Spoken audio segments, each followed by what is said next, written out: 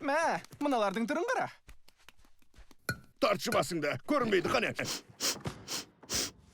О, қазір басталады. Не басталады? Кет бұлай!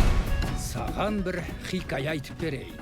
Хикая! Мен тіске басар әкелдім. Рафике, жалғастыршы. Ызғар деген атпен танылатын Ханзада және Муфаса есімді жетім туралы.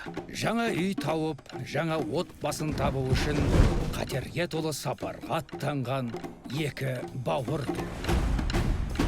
Бізді неге аңдып жүрсің? Прайдымды іздеп жолға шықтым. Менің атым Муфаса. Сараби. Менің атым Така.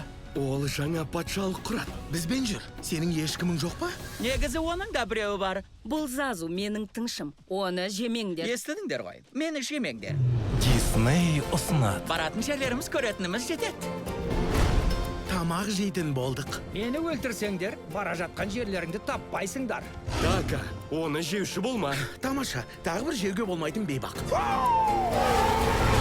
Сонда мына қияли бабуиннің соңынан ерет дейсің бе? Ренжіме. Желтоқсанда Аластатылғандар! Жетпегені осы! Бір ғана арыстан патша. патшалық құру үшін Ары қарай тіршілік етеміз. Бұдан басқа амал жоқ. саяхатқа аттанайық. Тұзаққа түстік, енді қайттық. Қашуға дайындалыңдар! Мен мұндайға келіспеген едім. Енді мен қатыгез әмірші болам. Егер бұлай Мен жауызға бас имеймін. Бірге шайқасуымыз керек.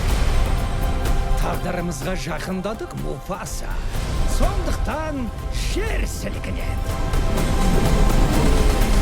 шегініңдер. Мен әбден жаттыққан жауынгермін. Күтпеген жерден